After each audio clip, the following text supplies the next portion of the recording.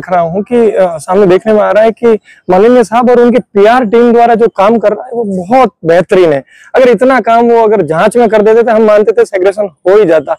एक इंटरव्यू में मैंने सुना वो बात कर रहे हैं कि जो ईमानदार है वो तो वापस आ जाएंगे, और अगर कुछ नहीं भी आते हैं तो उनको इतना त्याग और देशभक्ति या कुछ ही नए काम या बहुत पुनीत करते के लिए इतना कुछ तो करना ही चाहिए, वो त्याग की बात कर रहे हैं।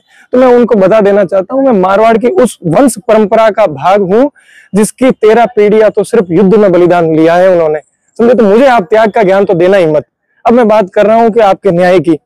एक आप यहाँ राजस्थान की वंश परंपरा को तो आप क्या ही जानते होंगे, या वीरता को क्या ही जानते होंगे। मैं बात बता दूं, आपके जस्ट 100 किलोमीटर दूर ही एक महान शख्सियत जन्मी थी, इनका नाम है बलिया के बाबू साहब चंद्रशेखर सिंह जी की, जो एक्स पीएम भी है। उन्होंने एक बात बोली थी कि चंद्रशेखर एक दिन में 2 बार अपनी बात नहीं बदलता है। अरे आप कितनी बार बात आपने बदलोगे? आप कोर्ट में स्टैंड कुछ और दे रहे हो, बाहर आके आप कुछ और कह रहे हो। कोर्ट में आप कह रहे हो सेग्रेगेशन पॉसिबल है, बाहर आके कह रहे हो सेग्रेगेशन पॉसिबल नहीं है। कोर्ट में आपने बोला कि हम जो सरप्राइज टेस्ट लिया था उसके आधार पे हमने कोई गिरफ्तारी हम कर नहीं सकते, वो कोई इन्वेस्टिगेशन का पार्ट नहीं था। पर अभी थोड़े दिन पहले एक कोर्ट की हियरिंग से पहले आपने सत्येंद्र यादव को सिर्फ इसलिए उठाया, सिर्फ क्या जो गलत था उसको इस मामले में ही उठा दिया कि उसके टेस्ट में अच्छे नंबर नहीं थे। चलो मैंने माना आप त्याग की बात करते हो कि आप हरिओम पाटीदार को तो आप जानते ही होंगे, उसके साथ आपने क्या क्या किया। अगर उसके साथ में उसने तो त्याग ही किया था, आपने उसकी आनन फानन में झूठी गिरफ्तारी की। आपको दूसरे दिन ही पता चल गया था कि वो लड़का निर्दोष है, वो डमी नहीं है, पर आपने क्या किया? उसको प्रताड़ित किया। 45 दिन बाद में एसओजी ने अपने इतिहास में पहली बार 169 का कोर्ट में यूज करके उस बच्चे को बाहर निकाला। निकाल के क्या किया? उसको बोला तू मीडिया में मत आना, तू मानवाधिकार के पास में मत जाना, जो हम कर रहे हैं ये पुनीत करते हैं, ये इतना सिस्टम गंदा कर रहे हैं, कुछ गलती हमसे भी हो जाती है। उस लड़के ने माना, वो कभी मीडिया के सामने आया ही नहीं। आज आपने क्या कर दिया उसके साथ में?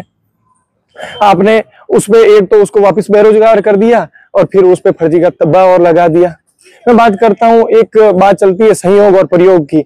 आप ये क्या संयोग है कि आप जब मीडिया कोर्ट की हियरिंग होती है उससे एक दिन पहले ही लोग आप उठा लेते हो? क्या आपको पता नहीं है कि परवीन खराड़ी ने 15 दिन पहले परवीन खराड़ी को उठा लिया गया था? अभी परवीन खराड़ी कहाँ है? कब आएगा? 7 तारीख को बाहर आएगा। रविंद्र सैनी किसकी सह पे भागा? रविंद्र सैनी को आपने क्यों नहीं पकड़ा? मैं अब भी कह रहा हूँ, उदयपुर से एक महिला एसआईपी फरार है, उसको आपने क्यों नहीं पकड़ा? कब पकड़ोगे? वक्त का इंतजार कर रहे हो? वक्त देख के पकड़ते हो। मैं पूर्वी राजस्थान से भी 2-1 लड़के हैं, वो फरार है, उसको कब पकड़ोगे? वक्त से पहले।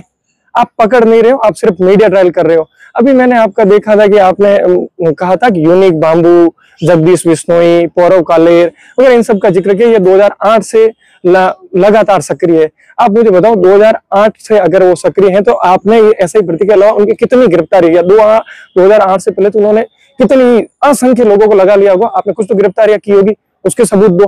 क्या आपने जगदीश बिश्नोई की संपत्ति फ्रीज की? अगर उसकी आपने संपत्ति ही फ्रीज नहीं की है तो कल आके वापस लगेगा। आप गारंटी देते हो कि वो पेपर लीक नहीं करेगा? आपने बोला कि पौरव कालेर की साली भी इसमें इन्वॉल्व थी। पौरव कालेर की साली, पौरव कालेर पकड़ा गया 14 मई को। 14 मई को पौरव कालेर की गिरफ्तारी के बाद में दूसरे दिन प्रियंका और मोनिका दोनों सीएल लेके वैध तरीके से आरपीए से बाहर गई। 3 दिन उन्होंने सीएल काटी, उसके बाद में फरार रही। 3 महीने वो फरार रही, उसके बाद में उन्होंने वापस अपने मूलभूत, एक ने झुंझुनू और दूसरे ने जैसलमेर में ज्वाइन किया। आपने कुछ एक कोर्ट हियरिंग से पहले मोनिका को उठा दिया।